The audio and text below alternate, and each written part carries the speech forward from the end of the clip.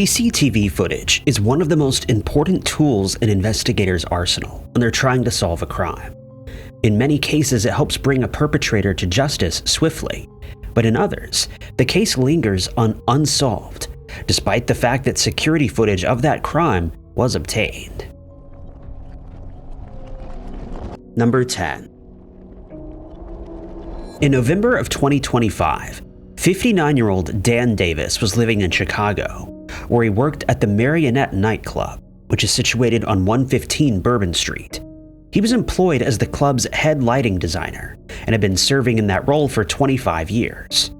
On the 25th of November that year, he finished his shift at the club in the early hours of the morning, and several witnesses would report seeing him leave the building at about 1:15 a.m., and it would later come to light that he'd been involved in a car accident earlier that night. According to reports, he was offered medical help on several occasions following the crash, but he refused. He's since disappeared, and it's been suggested he might have suffered a medical emergency related to the accident, but this remains speculation. He and his friends had made plans to spend some time together the next day, but Dan failed to show up. This caused them a lot of concern, and when his friend and manager at the club tried to contact him via cell phone, they got no answer. His manager became worried that something was wrong and contacted the Chicago Police Department, with whom he filed a missing person report. He then contacted Dan's daughter, Wendy, and informed her that Dan had gone missing, leaving her and the rest of his family in a state of shock and disbelief. The fact that he failed to show up for his next shift only exacerbated their fears, as Dan was known to be extremely dedicated to his work and had never missed a shift in his entire life. He'd never called in sick and was often forced to take his leave days when they started piling up. His family traveled to his apartment, and there they noticed a few odd things. All of the apartment's windows had been left open, as was his fridge, which they found really strange. In the kitchen, they noticed a plate of food that had been smashed on the floor. The building's security footage was checked, and it showed Dan knocking on his neighbor's door for unknown reasons. He then exited the apartment, got in his car, and drove away at around 11 p.m. It was about 30 minutes later that he was involved in the car accident, a head-on collision that resulted in both cars being written off. In police body cam footage, Dan seems unharmed and sounds coherent while speaking to officers. Dan was taken to the club by the police, but it was noticed that he was having trouble keeping his balance. Inside the club, he started acting strangely, pacing around for no reason, but no one thought anything of it. After leaving the club, he was seen walking down the middle of the street by a community service officer, and he was seen on CCTV footage in different areas of the city throughout the day. Despite several searches being conducted, Dan remains missing, and anyone with information is asked to contact the Chicago Police Department at 312-747-8274. Number 9. CCTV footage has been found that could possibly show the last known movements of 34-year-old Rebecca Lai, who's been missing since the 5th of October 2025, but it's failed to help investigators make any progress in her case. Usually, when such footage of a missing person is found, it shows them walking or driving down the street, visiting a store, or carrying out some other mundane task. The footage of Rebecca, though, has struck many people as strange. The last time that anyone saw Rebecca was when she left her house in Worcester, England on the 5th of October. It's known that she set out from there at around 1 a.m., and she was then spotted on CCTV cameras as she was walking down London Road about 15 minutes later. She failed to come home, and when her loved ones were unable to get a hold of her, they reported her as missing, and the police started looking for clues as to where she might have gone that day. For the next 2 weeks, searches were carried out. Residents in the area were questioned in case they'd seen Rebecca, and CCTV cameras from all over the city were checked, but investigators were unable to track her down. What struck investigators and her family as strange was that Rebecca was seen walking along London Road with a wheelie suitcase and a backpack. She hadn't mentioned to anyone that she was planning to travel out of the city, and so the fact that she had luggage with her has left everyone involved confused. But her family did state that she has friends in Stratford-upon-Avon, and she's known to often spend time in Malvern. It would not normally have been out of character for her to visit these areas, but the fact that she never told anyone that she was leaving has caused some suspicion. Since no leads have been found in her case, the authorities have asked for the public's assistance in locating Rebecca. They're asked to report any sightings of her so that she can be located and returned home safely. If you've seen Rebecca or have any information that could lead to her being located, you're asked to dial 101 or get in touch with the West Mercia Police. Number 8. Several appeals have been made in hopes that someone has seen John Miller, a 48-year-old man who hails from Cumbernauld in North Lanarkshire, Scotland. But to date, no one has been able to figure out where he went after he was spotted on CCTV. The last time that John was seen was on the 10th of November 2025. Witnesses would come forward to report him on Millcroft Road at around 5 p.m. that day, but his movements after that sighting remain unclear. When John failed to return home as planned that evening, he was reported as missing, and investigators immediately started looking for him. During the investigation, they visited as many as 1,800 houses where they conducted door-to-door interviews.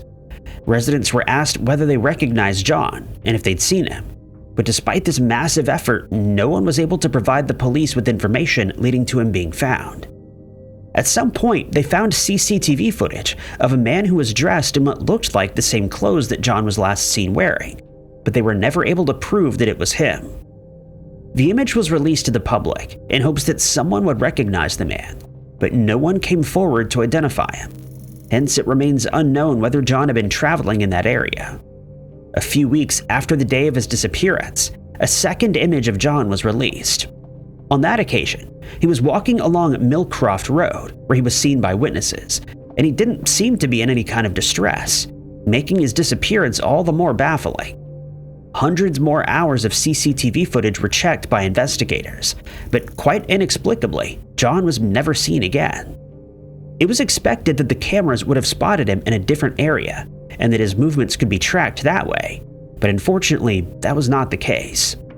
The authorities are now relying on tips from the public to progress John's case, but no new leads have been received in the months since he vanished. It's known that he has acquaintances in the East End of Glasgow, and he likes to go fishing in the Lochernet area. These areas have also been searched, but to no avail. In the images that were released, John is seen dressed in a blue tracksuit and gray shoes, and in one of the images he has the hood of his tracksuit pulled up over his head, and his face is partially obscured from the camera. Anyone who has information on John's movements or his current whereabouts is asked to call 101, quoting incident 3027 of the 10th of November, 2025. Number 7. Whenever a missing person's personal possessions are found away from the area where they went missing, it causes great concern, since they may have been left there during a struggle or by an abductor. This is what happened to a 27-year-old woman named Chiron Wang, who mysteriously disappeared from Senan in Cornwall, England on the 10th of October 2025, and she's not been located since. At the time, Chiron was staying at the Land's End Hotel, and CCTV footage that was obtained during the resulting investigation showed her leaving the building at around 5:45 p.m. that evening. Unfortunately, no other security footage was found, and investigators were unable to determine which direction she traveled in after walking out of the hotel. In the footage, she's seen smiling at someone behind a counter, and she seems to be in good spirits.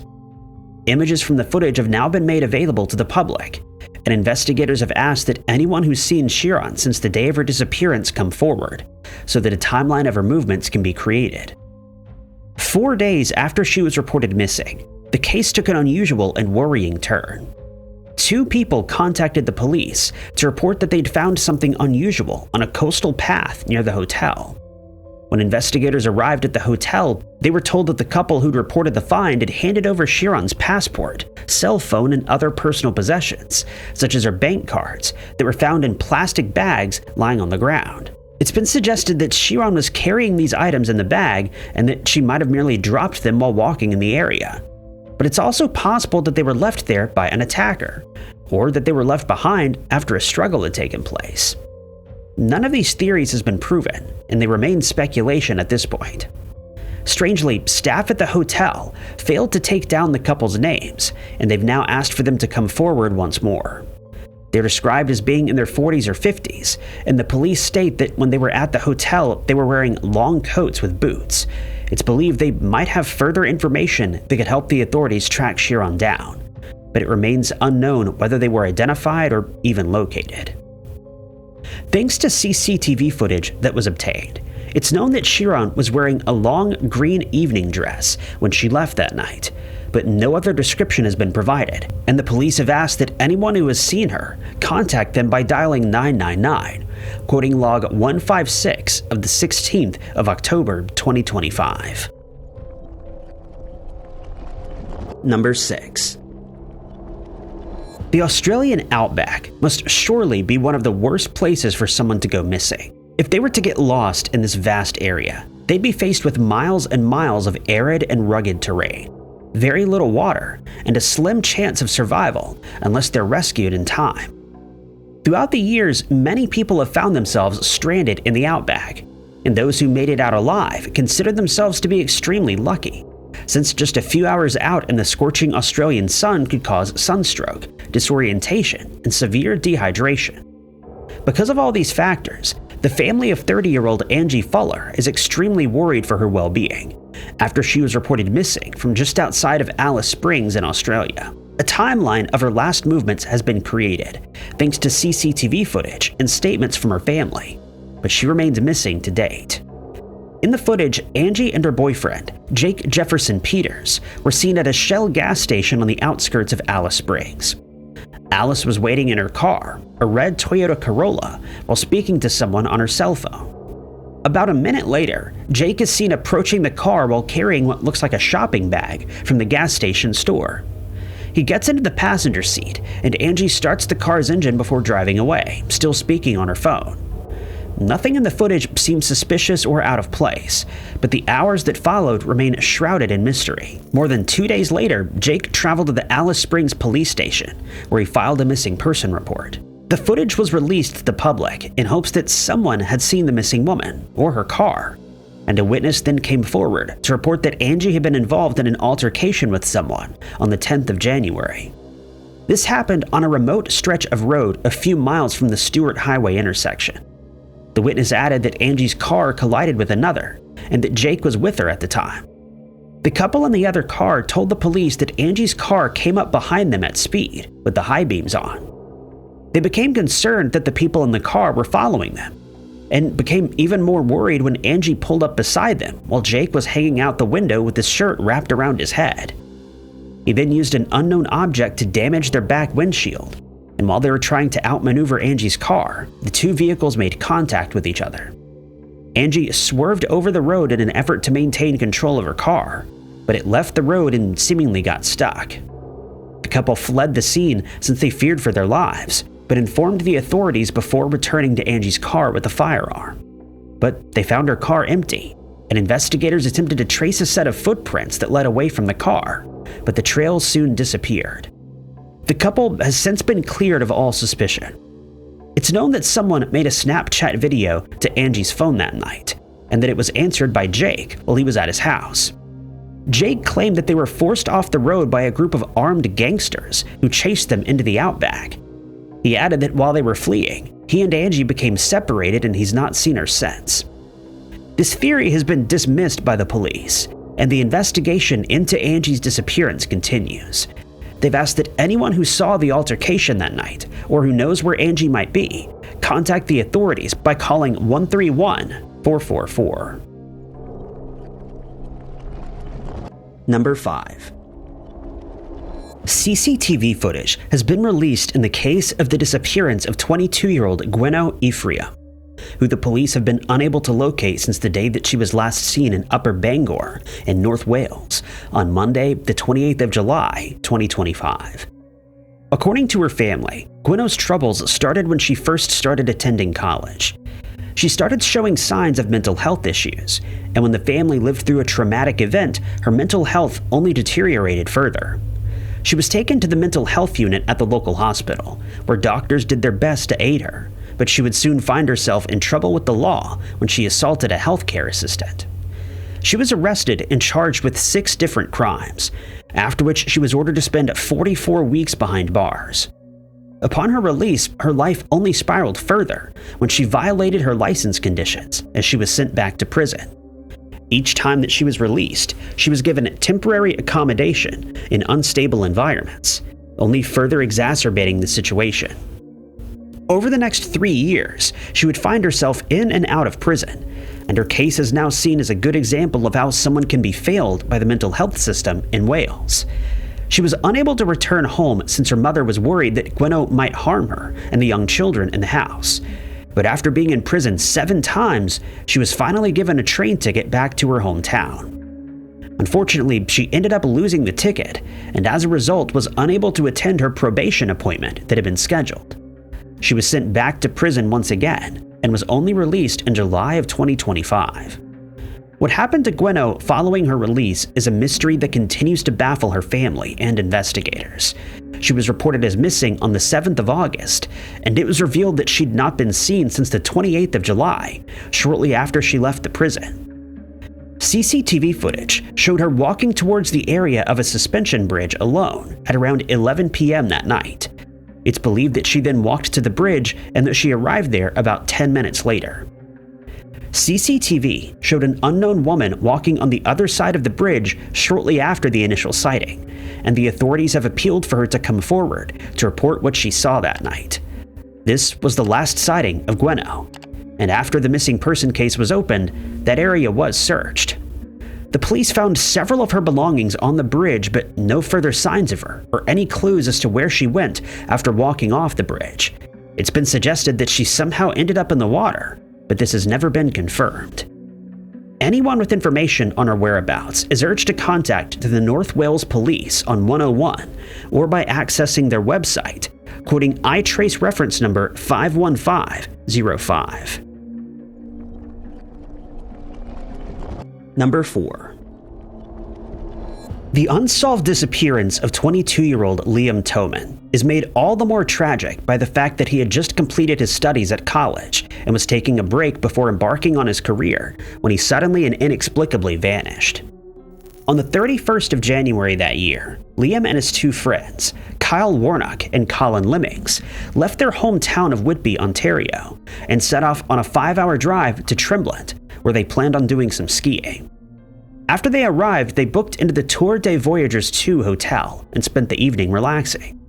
The following morning, they decided to go skiing, and most of that day was spent out on the slopes. That evening, they went to Lucille's, a bar in the area, where they had pizza for dinner along with a few drinks. By the time they were done, temperatures outside had dropped dramatically to about -13 Fahrenheit, and Colin decided to go back to his room to rest. Liam and Kyle decided that they were not quite ready to turn in and went to a club called Le Petit Caribou. Kyle would later tell the police that he and Liam had a few drinks there, and at some point, they each went their own way while still in the club. At around 2 a.m., most of the club's patrons had gone home, and as the night wound down, Kyle tried to contact Liam to find out where he was. He sent a text message but got no reply, and so he decided to go back to his hotel room. Kyle and Colin assumed that Liam had found somewhere to sleep that night, since he never returned to the hotel. But when they were still unable to make contact with him the next day, they became concerned. They decided to go skiing, but throughout the day, they would call Liam's phone every hour with no response. Eventually, Kyle was calling twice an hour, and when they were still unable to contact Liam, they decided to call the police. Liam's family was informed that he had gone missing, and his parents, Chris and Laura, decided to drive to the hotel along with their daughter, Kathleen. They arrived in Tremblant the following morning, where they joined the search operation that had begun. For the next 12 days, volunteers and professional searchers scoured the mountainside and the areas around the hotel and club, but to no avail. This was done with the use of ATVs, helicopters, on foot, and with the aid of sniffer dogs. 2 months later, an employee of the resort came across Liam's wallet close to a parking lot in the area, and a new search was started. But again, nothing was found. Eventually, months passed and the snow that had fallen started to melt, but subsequent searches failed to uncover any further clues, as to where Liam might be. The Quebec Provincial Police has asked that anyone with helpful information on Liam's case contact them at 1-800-659-4264. Number 3. 35-year-old Robert Reese Hughes is described by his family as a gentle and loving man who's very close to his family. Hence, the fact that he's failed to contact any of his loved ones since he was reported missing is seen completely out of character, and the police have asked for the public's assistance in locating him. Robert and his family hail from Easingwold in England, where he was last seen in the Crabmill Lane area on the 29th of November. The authorities have reported that he was last seen at around 3:10 p.m. that day, but his movements following this remain unclear. He set out from his family's house on foot that day but failed to return, and when they were unable to contact him that evening, a missing person case was filed, and searches of the area where he was last seen were carried out. Nothing of any use was found, and the police then asked that residents of the area check their CCTV, doorbell camera, and dash cam footage in case they unknowingly recorded footage of Robert walking through the area. In most cases, when such an appeal is made, nothing is found. But in Robert's case, someone came forward with a lead. 2 CCTV images were released to the public, showing Robert walking along Crabmill Lane alone.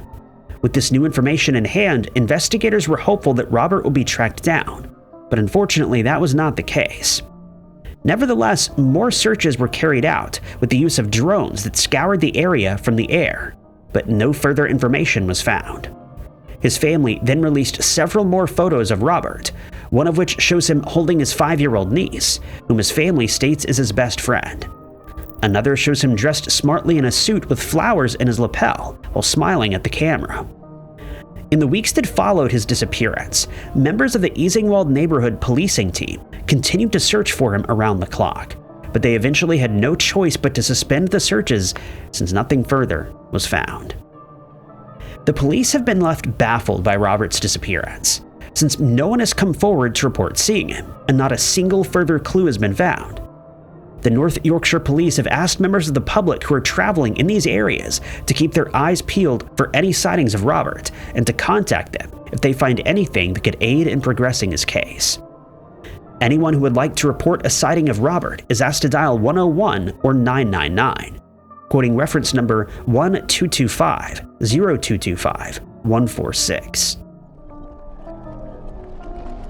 Number 2. The family of 41-year-old William Shine is desperate for answers in his case, as they and the police have been unable to make contact with him since the 9th of May 2025, and his whereabouts remain unknown. After William was reported missing by his family in Birmingham, England, the police were informed that CCTV footage of his last known movements had been found, and it was released to the public along with an appeal for anyone who had seen him to contact the authorities. It's now known that he left Birmingham on the morning of his disappearance, and that the train that he was traveling on was due to make stops at Wolverhampton as well as Shrewsbury.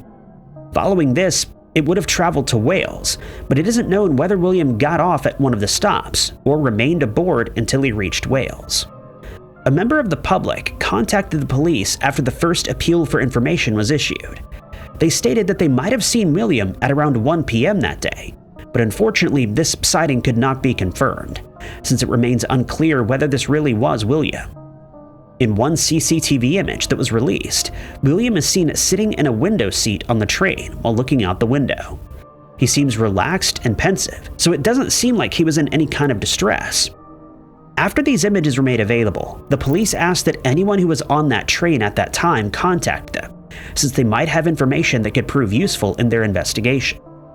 Unfortunately, no further helpful information was received, and William still could not be located.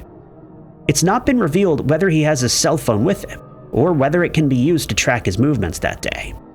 His family also hasn't stated whether he has any ties to anyone in Wales, or if they believe there was a specific reason as to why he would have decided to travel there on the day in question. 4 months after his disappearance, a second appeal was made by William's family and the police, but to no avail. His family appealed to him directly, asking him to make contact with them so that they could find out whether he was safe and well. foul play has not been ruled out in William's case, but the authorities doubt that it was a factor in his disappearance.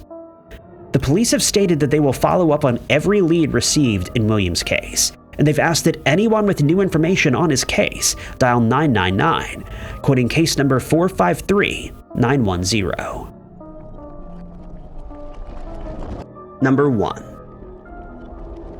Investigators in Western Australia have stated that they're growing increasingly concerned for the well-being of a 62-year-old man named Robert John Snyder, who's not been seen or heard from since the day of his sudden disappearance, the 24th of October, 2025. His family, who know Robert by his nickname of Poppy, has also made repeated appeals for information on his whereabouts. They stated that his prolonged absence is very out of character for him, since he's known to always stay in touch, but they've been unable to reach him for several months. When he was last seen, Robert was at his home in the Lakeside Parkway area of the Melville suburb in Western Australia. He was last seen there at around noon on the 9th of October, and his movements following that sighting remain a mystery. His daughter, Tanael, stated that Robert was employed as an engineer at the time, and that he was much respected among his peers thanks to his work ethic, but his family believes his habit of working too hard may have played a factor in his disappearance. They've suggested that he might have suffered a mental breakdown thanks to the constant pressure that he put himself under. William was incredibly dedicated to his job, but his workload may have become overwhelming, resulting in anxiety and eventually a mental episode, but this has not been proven and remains just a theory. Before his disappearance, William had started making arrangements to retire, after which he planned on spending a lot more time with his family. At one point, he mentioned that he and his 5 grandchildren would finally have time to work on and build cars together, but his family's time is now mostly spent looking for him. His grandson has created a map of the areas where his family believes he might be, but no sightings have been reported, other than CCTV footage of a white Subaru Forester that was seen on Thomas Road in Oakford. The vehicle was captured by security cameras at around 12:10 p.m. on the day of his disappearance, about 10 minutes after he was seen at his family's home. The car, which has the license plate number 1GQJ931, was reportedly being driven by Robert, but it's unclear where he was heading and for what purpose. Sources do not state whether he was known to be alone in the vehicle, since the camera failed to show any occupants were present at the time. But it is certain that this is his vehicle, and he was behind the wheel when the footage was captured. During the investigation that followed the missing person report, Robert's bank accounts were closely monitored, but he's not spent or withdrawn any money since he vanished, which has raised further concerns.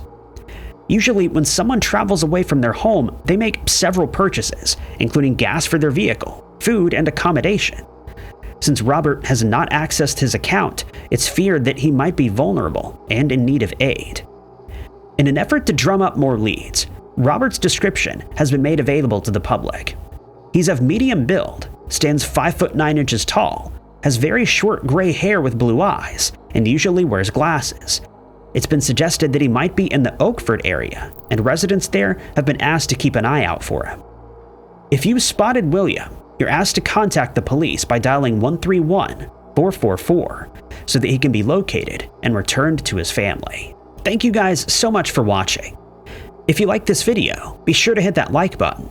Also, don't forget to subscribe and click that notification bell to keep up to date with all of our future uploads. But my name is Ty Knotts, and I'll catch you guys in the next video.